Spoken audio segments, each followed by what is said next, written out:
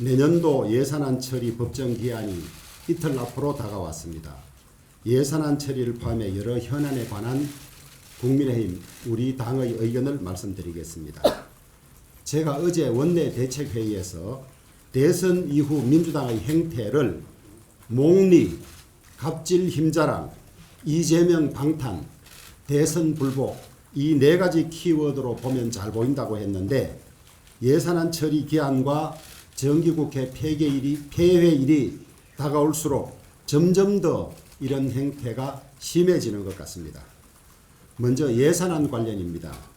민주당은 문재인 정권, 자신들 정권에서 추진하던 사업이나 자신들의 이번 대선 공약 사업도 정부 예산안에 들어가 있다는 이유로 삭감하고 문재인 정권의 실패한 정책은 오히려 정액하는 등 예산안을 멋대로 칼질하고 있습니다.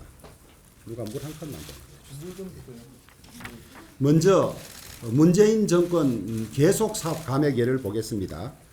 용산공원 조성 사업은 문재인 정권 5년간 총 214억 원의 예산이 편성되었던 노무현 정권에서 시작해서 문재인 정권까지 계속되었던 사업인데도 대통령실 이전과 엮어서 정부 예산안 304억 대비 무려 54.3%인 165억을 감액했습니다. 대통령 비서실 및 국가안보실 인건비는 올해 본 예산과 동일하게 책정을 했지만은 5%인 21억 원을 감액했습니다. 대통령실이 이전되고 자리를 잡았습니다. 다시 청와대로 돌아가는 것은 말도 되지 않습니다. 대통령실이 이전했으면 제대로 일할 수 있도록 정비를 해줘야 하는데 자신들 마음에 들지 않게 이전했다고 해서 일을 할 수 없도록 깎고 있습니다. 국가기본도 제작 사업은 지난해 952억 원이 편성되었던 사업인데 우리 정부가 566억 원을 책정했음에도 382억이나 감액을 했습니다. 다음 이재명 후보의 대선 공약이기도 한데 또 감액한 것이 있습니다. 혁신형 소형 모듈 원자로 소위 ISMR 지원 사업은 이재명 당대표가 후보 시절에 한 공약이기도 합니다. 그런데 새 정부가 추진한다는 이유로 더불어민주당은 정부안 70억 원을 삭감했습니다. 그 다음에 새 정부 핵심 추진 사업도 감액하고 있습니다. 윤석열 정부의 핵심 추진 사업 중에서 디지털 플랫폼 정부 구축 관련 6개 사업은 정부안 285억 원에서 29억 원을 감액했고 규제혁신추진단 운영 예산은 무려 33%인 19억 원이나 감액했습니다. 윤석열 정부 핵심 정책인 청년 원가주택, 역세권 첫집, 분양주택 융자 이러한 예산은 무려 81.6%인 1조 1,400억 원을 감액했습니다. 무주택 서민과 청년들의 내집 기회를 박탈하고 새 정부의 야심찬 정책을 모두 무력화시키려는 의도입니다. 다음 이재명 공약 및 문 정권 실패한 정책 중에서 일방적으로 정액을 하고 있습니다. 이재명 후보 대선 공약 사업 또 문재인 정권에서 실패한 사업 예산은 깎아야 함에도 불구하고 많이 정액하고 있습니다. 대선 패배는 물론 문재인 정권의 실패조차 인정하지 않는 상황입니다. 신재생 에너지 사업은 문 정권의 대표적인 실패 정책이자 운동권의 이권 카르텔임이 드러났습니다. 그럼에도 더불어민주당은 정부의 감액 의견을 무시한 채 정부안보다 무려 3,161억 원이나 정액하자고 하고 있습니다.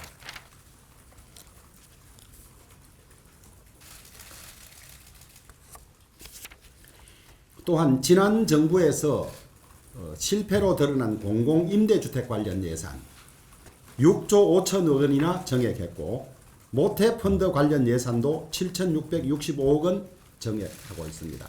자신들이 집권하던 시절에도 제대로 하지 않던 것을 이렇게 요구하고 있습니다. 대내외적인 복합 위기로 우리 경제가 많은 스트레스를 받고 어려운 상황입니다. 예산이 제때 통과되지 못한다면 더 큰 위기를 불러올지도 모릅니다. 더불어민주당은 의원 숫자를 앞세워서 힘자랑하지 말고 제발 예산안이 법정 기한 안에 그리고 정권이 교체된 국민의 뜻에 따라서 통과될 수 있도록 협조해 주기를 부탁합니다. 다음 노조 파업 관련입니다. 어제 윤석열 대통령께서 화물 운송 거부자에 대한 업무 개시 명령을 발동했지만은 화물연대는 불법적 운송 거부를 계속하고 있습니다. 벌써 전국 21개 주유소에서 기름이 동이 났고 철강, 석유화학, 시멘트 등 산업 곳곳에서 1조 원 이상의 피해가 발생한 것으로 추정됩니다. 신차 출고가 제때 이루어지지 않아서 소비자가 직접 공장을 찾아가는 일도 일어나고 있습니다. 뿐만 아니라 서울시 지하철, 철도노조 등도 총파업을 예고하고 있습니다. 경제 피해는 물론이고 일반 국민들의 삶에 커다란 불평과 혼란을 초래할 것이 분명합니다. 열악한 근로 환경을 개선하기 위해서는 노사정이 언제라도 대화하고 소통할 수 있어야 합니다. 하지만 지금 총파업의 목적은 정권 출범 초기에 공권력을 하려 하는 등 매우 정치적 의도로 파악됩니다. 파업 현장에 정권 퇴진 피켓이 등장하고 과격한 구호가 난무하고 있습니다. 파업에 동참하지 않는다고 비노조원 차량에 쇠구슬, 라이터를 투척하는 불법적이고 폭력적인 행태도 벌어지고 있습니다. 제1야당은 이러한 국민들의 불편은 아랑곳 없이 불법 파업마저 정권 퇴진 운동에 이용하는 모양새를 취하고 있습니다. 노조의 특권을 지키기 위해 다수의 국민이 피해를 보는 일이 있어서는 아니 됩니다. 정부는 불법에 결코 물러서지 말고 법과 원칙에 따라서 단호하게 대응하기 바랍니다. 다음은 이상민 행안부 장관 해임 건의안 관련입니다. 더불어민주당이 국정조사 합의 이틀 만에 이상민 행정안전부 장관 해임 건의안을 제출한 것은 어렵게 복원한 정치를 없애는 일이나 마찬가지입니다. 이미 국정조사 대상에 행안부 장관이 포함되어 있으며 국정조사 결과에 따라서 책임이 있다면 책임을 묻겠다고 했습니다. 그런데 국정조사가 시작되기도 전에 미리 파면하라고 요구한다면 국정조사를 할 이유가 없다 할 것입니다. 무엇보다 우리 국회는 극한 정쟁에 빠져들지 않아야 합니다. 민주주의는 자제와 관용으로 성공할 수 있다고 합니다. 어렵게 놓은 협치의 다리를 민주당이 먼저 깨어서는 안 될 것입니다. 더불어민주당의 자제를 거듭 촉구합니다. 다음은 민주당의 자유시장 경제 및 공정언론 파괴 관련해서 말씀드리겠습니다. 먼저 사회적 경제 3법입니다. 더불어민주당은 사회적 경제 3법을 국회에 상정하지 않으면 내년 예산 세법 개정안을 심사하지 않겠다고 엄포를 놓고 있습니다. 그런데 여러분, 이 사회적 경제 3법은 사실상 국민 세금으로 시민단체를 지원하는 시민단체 특혜 3법입니다. 소중한 국고를 좌파 시민단체의 현금 인출기로 전락시키고 혈세로 운동권 카르텔을 지원하자는 것입니다. 박원순 서울시장 10년간 시민단체 1조 여원이 지원되었는데 특정 단체 혈세가 중복 지원되거나 특혜성 지원이 된 것은 물론이고 김정은 서울 방문 환영 집회 주도 단체에 수천만 원이 지원된 사례도 있습니다. 또한 현재 윤석열 대통령 퇴진 운동을 벌이고 있는 촛불연대는 서울시에서 활동보조금으로 약 5,500만 원을 받아서 조선노동당 제8차 대회 이해 높이기 같은 친북 활동을 벌인 사실도 드러나고 있습니다. 결국 친야 성향 시민단체 국민 혈세를 지원해서 더불어민주당 이중대를 만들어서 정권 흔들기에 이용하고 자신들의 집권 기반을 만들겠다는 의도가 분명해 보입니다.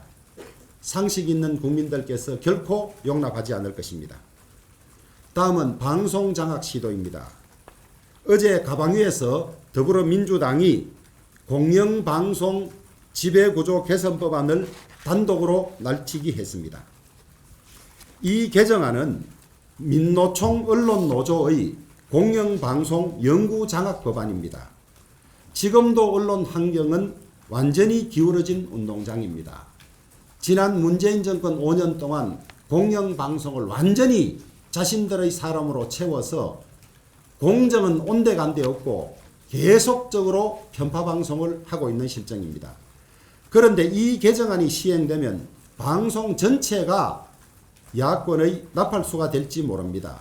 모든 방송의 MBC화, 김어준 뉴스공장화가 실현되는 것입니다. 지난 원구성 협상 당시 더불어민주당이 끝내 가방위원장을 고집했던 이유도 결국 방송 장악을 쉽게 하고자 하는 것이었음이 확실해졌습니다. 만약 이 법이 민주당의 일방적인 날처리로 국회를 통과하는 경우 우리 당은 정부의 거부권 행사를 적극 요청할 계획입니다. 다음은 민주당이 말로는 민생을 외치면서 실제로는 민생을 내던지고 있습니다. 올해 종합부동산세 청구서가 122만여 명에게 날아들었습니다. 전년 대비 대상 숫자가 무려 31.2%나 증가했습니다. 1세대 1주택 과세 인원도 전년 대비 무려 50.3%나 늘어난 23만 명이 된다고 합니다. 과세 금액은 약 4.1조 원으로서 문재인 정권 초기인 2017년 4천억에 비해서 무려 10.3배나 증가했습니다. 1주택 과세 금액은 2,498만원, 약 2,500여만 원으로 5년 전보다 2,498억 원으로 5년 전보다 무려 16.5배나 증가했습니다. 더불어민주당은 부자 감세라고 주장하고 있지만은 실상은 어떻습니까? 이 1주택자 중에서 52%는 연소득이 5천만 원 이하라고 합니다. 집 한 채 갖고 있다고 세금 폭탄을 안기는 것입니다. 대선을 앞두고 올 1월 문재인 정부가 1가구 1주택 보유세 종합부동산세 완화 계획을 밝히자 이재명 후보는 잘하셨습니다. 과도하고 급작스러운 집값 상승으로 고통받는 실수요자에게 꼭 필요한 정책이라고 환영을 표했습니다. 그랬던 민주당이 이재명 대표가 대선에서 졌다고 감세 주장을 부인하고 안면 몰수하는 것은 국민 기만 행위입니다.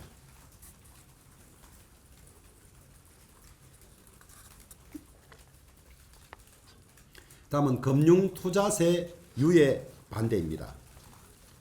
1,400만 명에 이르는 개미 투자자들은 물론 다수의 민주당 당원조차도 반대하고 있는데도 민주당은 금융투자세 유예 반대를 밀어붙이고 있습니다. 금투세가 시행되면 금융시장에 큰 혼란이 올 가능성이 높다고 전문가들이 이야기합니다. 수많은 개미 투자자들은 직접적인 피해를 입고 투자 위축으로 기업들의 자금 조달은 더욱 어려워질 것이라고 합니다. 시장 안정을 위해서 정부의 재정 투입이 증가될 수밖에 없어서 국가 경제에도 큰 부담이 예상됩니다.